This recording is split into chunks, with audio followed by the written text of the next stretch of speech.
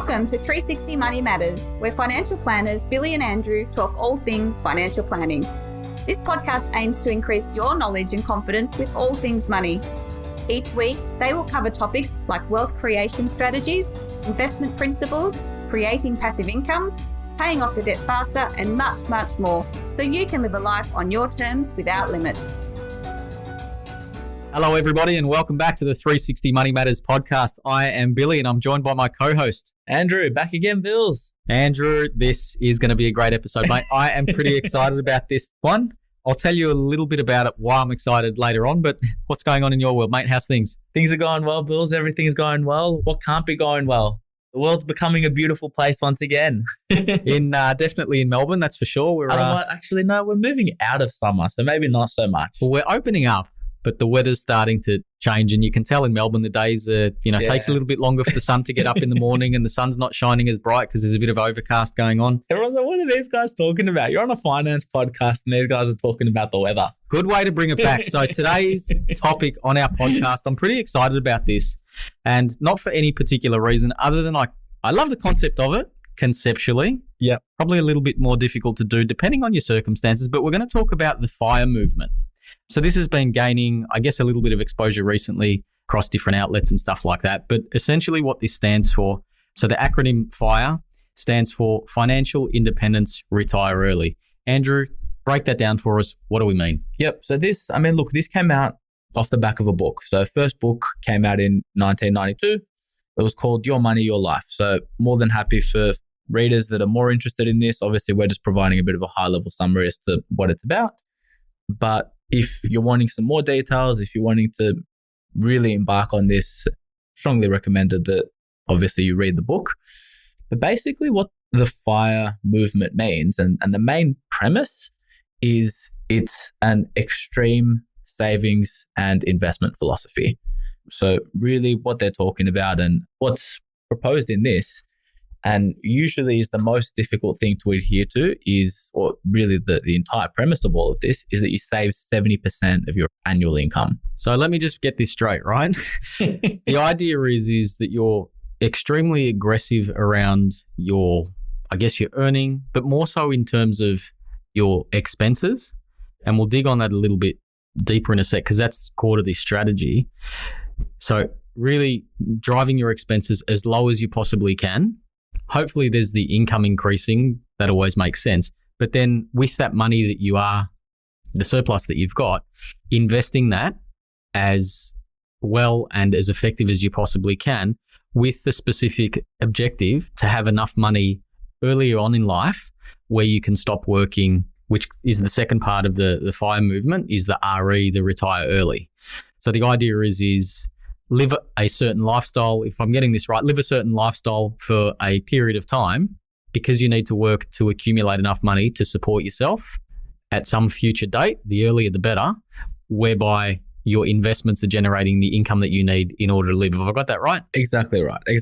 And I guess the other thing that the FIRE movement talks about, and kind of the way that you also accelerate your retire early, is, so let's say you reduce your expenses by $1. If you're reducing your expenses by $1, not only are you saving $1 more, but in addition to that, when you do retire and the income that you do need is $1 less. So it's kind of compressing the expenses that you need in retirement and at the same time, maximizing the savings that you currently have. So, and the reason that I use $1 as an example is that's the level of detail that's required in order to embark on a strategy like this. Like we're talking about quite literally looking at the dollars and cents of expenses and minimizing them to the nth degree. And the reason why we're doing that is because you threw up a number before, and obviously this is a high level number, but saving, and I wouldn't say saving because you're saving it or you're trapping the surplus to invest it, but 70% of your annual income is surplus so you can deploy to save. These numbers, and this is why I get excited with this stuff. I mean, these numbers are absolutely phenomenal because in, I guess, the world that we're in, I don't know a lot of people that are in a position to be able to save 70% of their income. I mean, me and Billy were just doing the numbers on our own savings just before we are prepping for the podcast. And it was pretty depressing to see that as a financial advisor, you're like, yeah, I'd be getting pretty close to that number. It's like, nah. I mean, I thought my number looked good, but 70% is definitely not where it's at. And I guess my circumstances, I've got a young family, so I've got children to look after. I'm married. The more complicated, I guess it's fair to say that the more complicated that your life is, the harder it is to achieve that goal, which then sort of pivots into a really interesting topic that I find that the people that this is attracting and it's most effective for, and this is just a sort of a throwaway statement. It's not necessarily said in fact, but the earlier people can adopt this position and start working towards it, I think it's easier to achieve, because after you've built up a certain lifestyle, your expenses, you're just used to running a household the way that you're used to doing it, rewinding that is very, very difficult. And I'll give you an example. Some of the literature that I've read, some of the things that I've heard, people won't have a family car. And what they'll do is they'll go and ride a bike or they'll walk everywhere because there's no expenses associated with maintaining a vehicle. In today's day and age, I guess where we live, metropolitan Melbourne, that'd be unheard of. That's almost impossible unless you live and work and do all of your thing in your suburb. But, that's an extreme example. Whereas with most households with, I guess, 2 adults, they've got 1 car each. Yeah. And you consider kids. I mean, imagine trying to ride to the sporting events on the mornings, on a Saturday morning, and you got a little one on the back that's, I mean, you probably get pretty fit, but in the middle of winter too, right? Yeah, when it's pelting down with rain. So I'm pretty excited about the numbers that get thrown around and stuff, but it is, you touched on it before, it is fairly extreme. And if you think about it in the right context, every dollar that you save is a dollar less that you can earn, and every dollar that you decrease your expenses by, I guess, brings the target of your fire date. It brings that back earlier. Yeah, exactly right. And so some listeners may listen to this and say, you know what, willing to go to that level of extreme, and I'm willing to embark on something and follow it exactly. And other people, which I dare say, and again, just an assumption here is probably the majority of people, is you may not necessarily go to the extreme saving 70% of your income, but utilize some of the principles that are within this in order to be able to embark on your own strategy and have your own twist and perhaps a less extreme version of the FIRE movement in order to be able to bring forward your retirement. Yeah, I'm hearing what you're throwing down, Andrew. Absolutely. I mean, let's go through some numbers to try and help illustrate this. An individual or a household will identify a certain lifestyle income that they need at some future point in time. And just because the numbers are really easy, I'm going to pick $40,000 a year. And we're going to assume a rate of return of 4%, and we're going to assume a capital target of $1 million.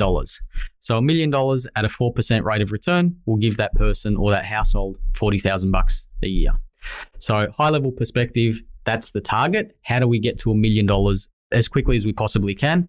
And then when we get to that $1 million, then we can retire early and we're done. Just a side note, just because we're in this environment at the moment, how does inflation play into all of this? Because you may set your target at 4%, $40,000, your target is $1 million, assuming that your expenses are going to be $40,000 a year in 10 years' time when your FIRE target is. But what's inflation having and changing on that? That's probably getting us away from what we're talking about. But going back to the $1 million, how do you get there as quickly as you possibly can? You earn as much money as you can, which I guess with your job, it'd be great if you're in a position where you can ramp that up on demand. I guess not everybody's in that position, but there's also things like second jobs, side hustles, things like that from an earning perspective. Yeah. And something that's been only exacerbated by the environment that we're in. I mean, you think historically, most of the time, in order for you to be able to do your job, you're in an office, you're working at a certain location, and you need to be there, and you need to be there most of the time during business hours in order to be able to earn that income. Whereas in the current environment that we're living in, we're all of a sudden in a position where people are able to earn an income from their computer, from a laptop, from anywhere in the world, essentially, and still continue to work and generate an income. So maximizing your income and maximizing the amount of money that you can have coming into the household is ultimately going to only make this strategy more effective. However, the big thing and the big premise around this is minimizing your expenditure. So maximize your savings, make sure that you're spending as little as possible and focusing on every single expense. I mean, Billy, you through the example of not having a car, that's one example. The other example is when you're going on holidays, you're not jumping on a plane, you're not staying in hotels, but rather you're looking at a camping trip. Maybe that goes in complete contrast to not having a car, because going camping and riding a bicycle there is probably two things that don't mesh well together. But those are the type of things and sacrifices that you need to make in order to be able to hit these numbers. It is an extreme savings mechanism. Not only extreme savings, because you're looking at certain things, and I guess like a vehicle, eliminating that from your life, or a holiday that you go on where you're not spending any money. So yeah, great outdoors. How you get the camping equipment, using that example, how you get to the location that you're going to go camping at. I don't know, maybe you've got some mates that have got four-wheel drives and they've got all the equipment, so you just hitch a ride with them. But I think what sits at the core of this is a lifestyle choice. Yeah. So you decide to live your lifestyle a certain way. And it's not even just in the short term in order to achieve your FIRE target. You're living this way, I guess, for your life.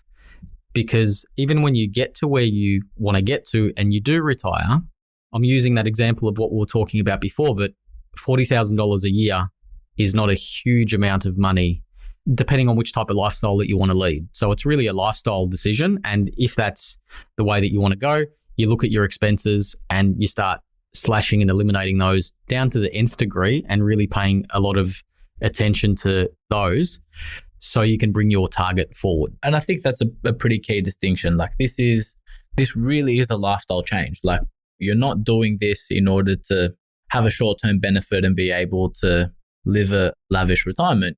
You're really changing your lifestyle. So this isn't and when we say extreme savings, a lot of people sort of liken it to a diet where it's like, you go on a shake diet, you lose 20 kilos, and then you go back to normal and start eating normally afterwards. And after you've gone through that extreme period, this is really changing your lifestyle. You're not doing it for a period of time and then going back to some form of normality.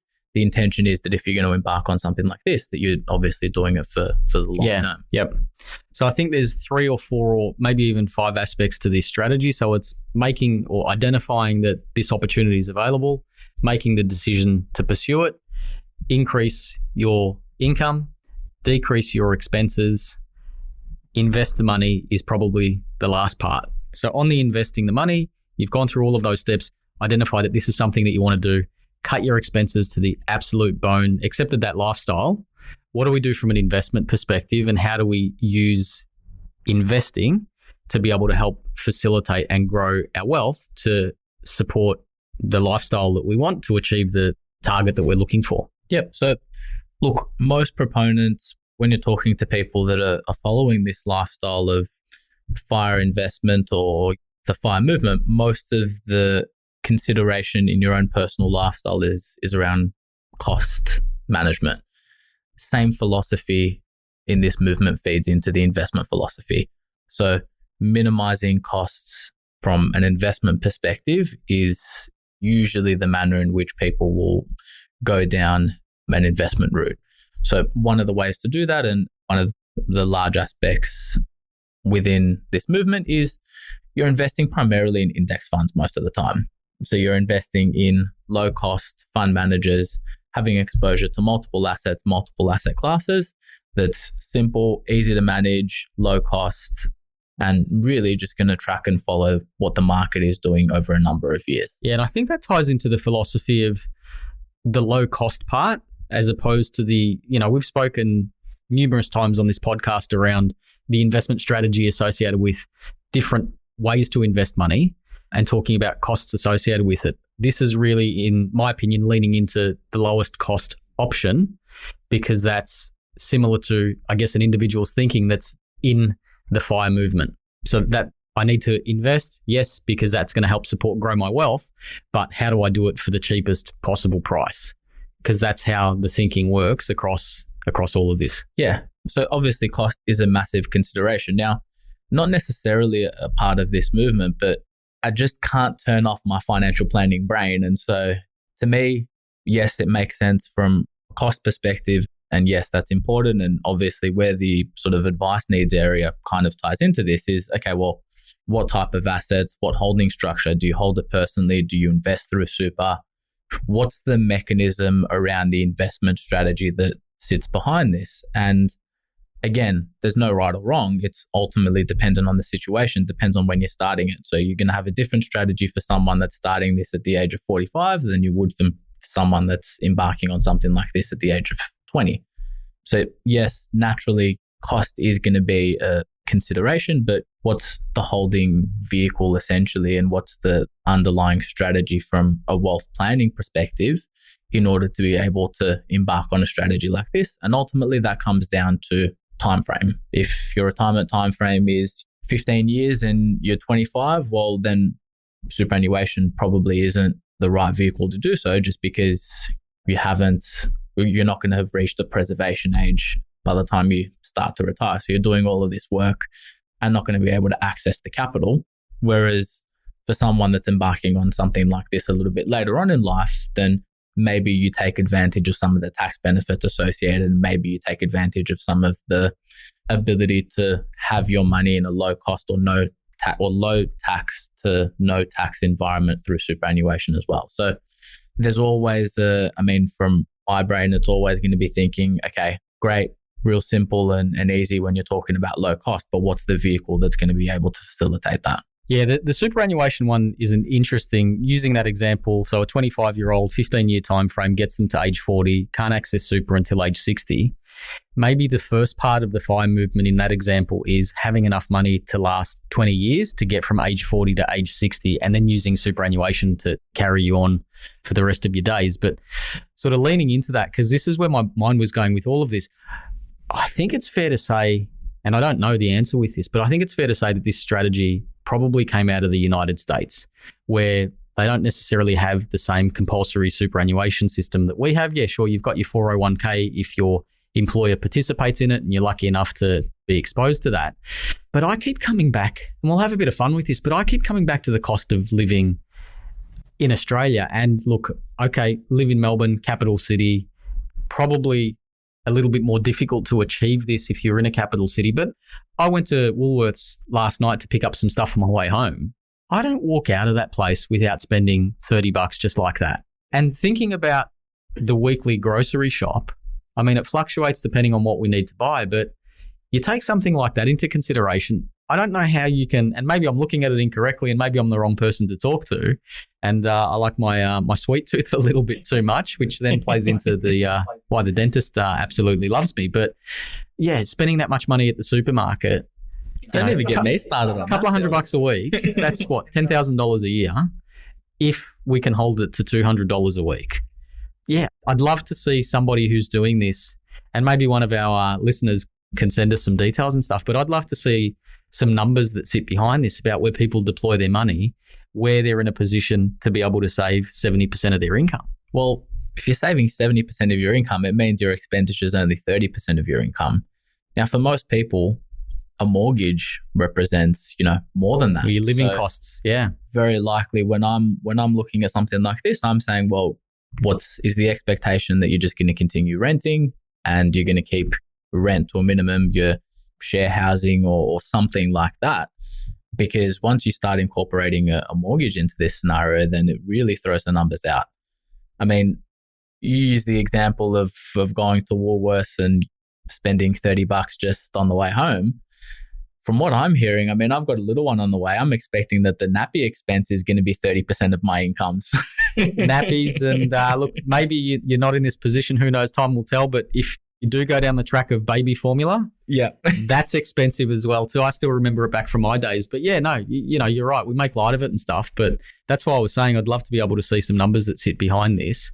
And maybe it's more of okay, you make the decision that yes, this is the lifestyle that you want to pursue because you want to retire early. So you make the decision that, hey, we're going to go and live in a regional location to help support and facilitate the strategy and the objective that we've got here. Maybe that seems to work.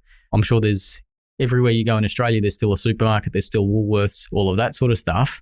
Or is it going extreme and saying, hey, actually, we're going to live on a farm and we're going to grow our own produce, and that's the way that we're going to get our grocery bill down. So we only need to buy certain things from the grocery store, but we're more self-sufficient. We have some cows or some chickens or, some pigs. I'm not sure. Look, and that's why I sort of preface all of this with take the elements of this, because there's going to be a very small percentage of people that are actually going to be able to save 70% of your income. That's a very extreme number, but you can take elements of this strategy. I mean, I had a client who was living in Australia, working in Australia. Now, they have never had they've never had a child. And so they made the decision that, okay, well, we're actually going to hold our assets, continue with where their assets currently are, but we're going to move to Bali. And so that also suited the lifestyle that they wanted, but that was a way to, in retirement, drastically reduce their expenses and make it a little bit easier in terms of meeting their retirement income. So there's elements of this strategy that can be utilized to really fit into your own situation and fit into your own goals and objectives.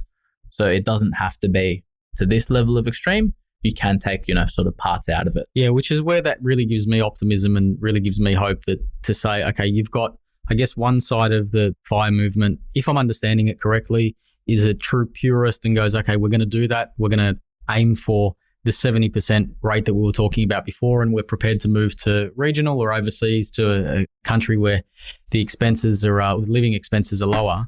And then you've got other people in this. And I think there's something in this for everybody that if you pay enough attention to where your money's going and then you use that money and invest it, it can really have a meaningful impact on your wealth creation goals. And if you are talking specifically retirement and bringing your age forward, that will help facilitate that. So I'm pretty optimistic there's something in this for everybody. And maybe it's like, hey, we need to pay a bit more attention to our expenses and see, really, do we need to, thinking about it from a FIRE movement perspective, do we really need that expense? Can we cut that out? Can we reduce it? Do we need 2 cars? Can we only have one and still survive and our lifestyle adjust? Those sorts of things. And I think it's different for everybody, but I think there's something in it for everyone. And definitely from my perspective, looking at my savings rate, I'm starting to think now that maybe I can bump that up a little bit and need to tweak it, I think. So we'll see. Yeah. I mean, look, the thing that I really take out of this is every dollar that you save and every amount that you reduce your expenses only brings your retirement income or your desired retirement income to be less. And so it not only helps facilitate your investment, it's ultimately helping facilitate bringing that retirement timeframe forward. And so it really makes you start to think about, okay, do you need, the designer clothes, or can you scale it back a little bit? Do you need to go on, stay in X hotel when you go on a holiday, or can you stay in Y that's a cheaper option? So really start to examine your expenses and examine what's important to you so that you can make sure that you're spending the money in a manner and in a lifestyle that's ultimately what you want. Because a lot of the times people will just spend and not think about it. So it kind of just makes you scale back and think, okay, what's the real necessity around where I'm spending my money? Yeah, really valid point. The conscious versus the unconscious spending. And I was just thinking through that as you were talking. Like this morning, I went and grabbed a coffee from our local barista down the road. But you're helping support small business. 100%. So that's the conflict, right? Which they need all the support they can get, with all of the lockdowns and the disruption that we've had. But that there is unconscious $4, and I'll probably do that twice a day. So you're just thinking about that. And in the eyes of what we're talking about with the FIRE movement, if I was talking to someone about that, they'd probably really disagree with that and say, hey, why don't you make coffee at home? Or, what's the alternative? Or I'm not sure, but the conscious versus the unconscious spending, I think there's a fair bit to unpack with that, because with the FIRE movement, you're trying to bring all of your spending and your expenditure to your conscious state of mind, and it not just happening unconsciously, like my example with the cup of coffee in the mornings, right? Yeah, exactly right. But in Melbourne, coffee tastes so good, so that's hard. That's a hard one to break, right? So yeah, we might. Just means that you got to put the expenditure all at the front. You got to buy a nice coffee machine, and yes, it may cost a little bit more, but in the long term, you're going to be better off. So maybe that's the trade-off discussion for you. We'll see. Andrew, I reckon that just about does it. I reckon we did that justice, and hopefully we created a fair bit of value for our listeners as well. Yeah, thanks for listening to another podcast. Always a pleasure to jump on here again, Billy, and look forward to catching you all on the next podcast. Sounds good. Thanks, guys. Thanks for listening today. If you have any questions on what we talked about or would like to have a chat about your money journey, visit us at 360fs.com.au.